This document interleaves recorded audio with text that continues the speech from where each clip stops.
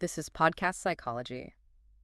Have you ever felt this kind of fundamental shift in how you see things, like an awakening? Uh, And then maybe you notice that the people around you seem, well, a bit distant, or your relationships just feel different somehow. yeah, that resonates. Well, if that sounds familiar, this deep dive is definitely for you. We're looking into a really interesting idea from Carl Jung today. It's sort of counterintuitive, actually. Mm, The idea that spiritual awakening can sometimes lead to, well, loneliness. right. It seems odd on the surface. Yeah. So our mission here is to understand why this happens. Does it have to mean solitude? And more importantly, how can we navigate these changes? For our own growth, sure, Oh. but also to keep connections healthy, all through Jung's perspective, basically. It's fascinating because often the start of a spiritual awakening feels like the exact opposite of lonely, doesn't it? Totally. There's this amazing connection. Yeah, like this incredible sense of connection, maybe to yourself or something bigger.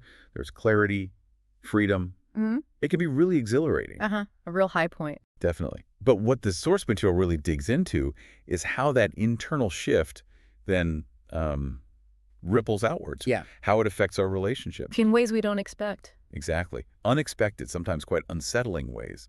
Like things you used to bond over with friends. Suddenly they might seem, I don't know, trivial, Yeah, or conversations just feel flat. superficial, yeah. Mm-hmm. Or old habits, things you always did socially, suddenly feel like a chore, almost burdensome. It's like you're speaking a different language sometimes. Sort of like you're operating on a different frequency, as you said. You can feel like a bit of a stranger in your own life. Okay, let's unpack that different frequency feeling. Why does that relational shift actually happen, according to Jung? Well, Jung's idea was that as we go through this inner transformation, our unconscious ways of relating, they change. Unconscious ways. Yeah, like we stop projecting the same stuff onto people, unconsciously, I mean. Can you give an example of projection? Just to make it concrete. Sure. So maybe you unconsciously expect, say, your partner to always know you're upset, like a parent did or didn't when you were little. Okay. And when they don't pick up on it, it triggers that old feeling, maybe of being unseen or misunderstood. I see. So awakening makes you aware of that pattern. Precisely. As you become more aware of these internal dynamics, these projections, you stop playing out those old roles you adopted, the ones you used to fit in. Right, the people-pleasing role or the caretaker. Exactly. Those, and here's the kicker. When you stop playing your part, relationships that were kind of built on those unconscious agreements, those projections, they can start to feel strained. Or even break down? Or even break down, yeah. The foundation gets shaky because you've changed the dynamic. Wow. Okay. And thinking about our closest relationships, Yeah. intimate ones, how does it play out there? Oh, it can be profound, especially in romantic partnerships. It's actually pretty common for one person to go through this deep personal evolution. While the other doesn't. Or not at the same pace. Exactly. While the other person remains more connected to the old ways, the previous beliefs.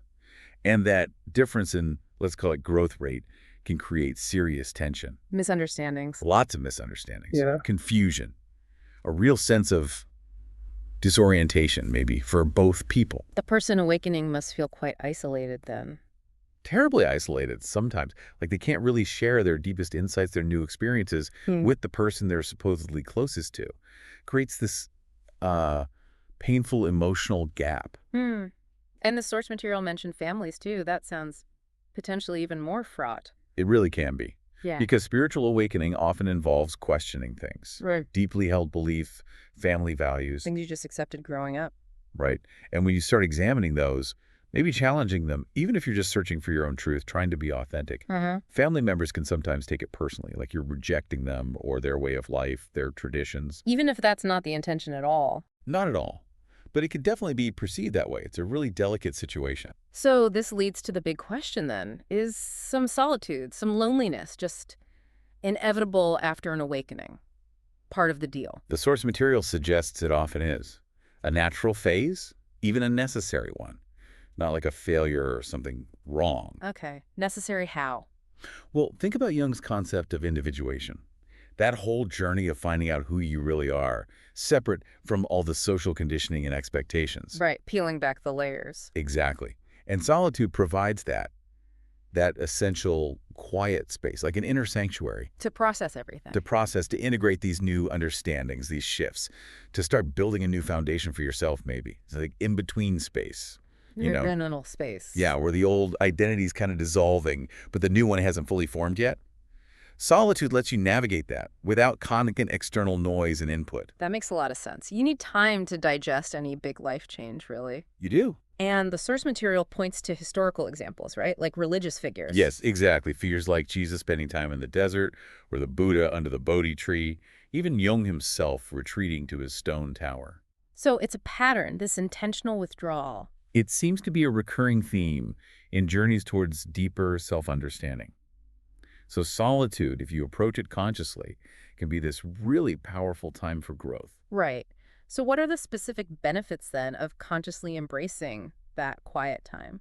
Well, it gives you this unique chance to just observe your own emotions without the usual social filters getting in the way. See them more clearly. Yeah, and maybe confront what Jung called the shadow, those parts of ourselves we tend to push away or deny, The uncomfortable the bits. very uncomfortable bits.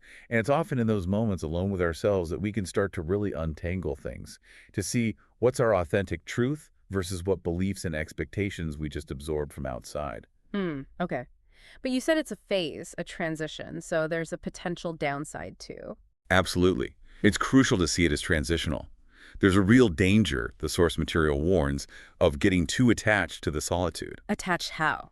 Like enjoying it too much. or mistaking it for the ultimate goal, starting to see it as a rejection of connection itself, of engaging with the world. Ah, okay. Like a spiritual superiority complex almost. That can happen. It connects to what some call spiritual bypassing, or even just, dissociating from everyday reality through too much inward focus. So someone might think nobody understands me anyway. Exactly. No one else is on my level. My old friends are unenlightened. And that can lead straight to complete social isolation. And Jung had a term for this dark side. He talked about the shadow of spirituality. It's ironic, isn't it?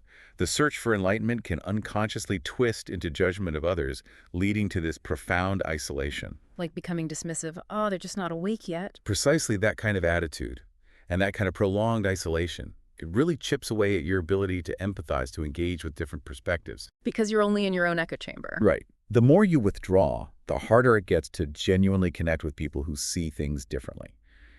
And ultimately, cutting off those connections, it can lead to a really deep sense of emptiness, even depression. Okay, so it's a real tightrope walk. It really is, finding that balance between vital inner work and staying meaningfully connected to the world, to other people. That's the challenge. So if locking yourself away isn't the answer long term, what does the source material suggest? How do we navigate these tricky relational shifts? Well, a key starting point seems to be acceptance.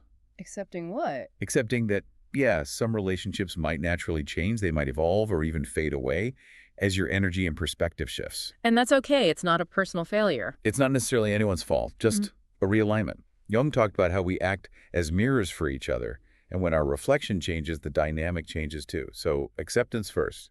Makes sense. What else? Learning to communicate differently is huge. How so? Well, instead of maybe trying to force your new insights onto others or trying to convert them, Which usually backfires anyway. right? It's more about cultivating patience, finding more subtle, maybe gentler ways to share your growth without being preachy or making others feel judged. That sounds difficult, but important. Very. And alongside that, the source material stresses actively seeking out new connections, people who do resonate with where you are now. Finding your new tribe, so to Or speak. kind of, yeah. Yeah. It doesn't mean ditching everyone from your past, but consciously expanding your circle. Joining groups, finding communities, having discussions with people who get it, that helps combat the isolation. Feeling seen and understood is vital. It really is. And there's another piece, too, connected to Jung's idea of the alchemist. Okay. It's about embodying the awakening, not just thinking about it, but integrating those insights into your actual life, through your relationships, your work, just how you interact day to day. Making it real, Like- grounding it. Exactly. Making the transformation tangible, not just an abstract concept in your head. Right, which guards against that spiritual escapism thing you mentioned. Precisely. The source material really cautions against rejecting the material world, rejecting human connection, as if it's somehow less spiritual. Jung wouldn't have agreed with that. No, he believed true awakening doesn't cut us off from the world. If anything, it connects us more deeply, but with greater awareness, greater consciousness. So it's not an either Yeah, solitude or connection. not at all. The goal is integration, honoring that inner journey while still nurturing real, authentic relationships, Hmm. letting go of what no longer fits naturally, and embracing connections that align with who you're becoming. Okay. So wrapping this up, the big takeaway seems to be spiritual awakening doesn't have to mean permanent separation. Balance is possible. Authentic relationships are possible. Absolutely. And for everyone listening, maybe take a moment to reflect on these ideas. Think about how they might connect with your own experiences, your own relationships. And that leads us to maybe one final thought to leave you with. If we think about spiritual awakening as a kind of rebirth, which the source material hints at, Uh-huh. then what aspects of your current relationships might need some conscious rethinking, maybe redefining, to truly align with this new understanding you have of yourself and maybe of the world?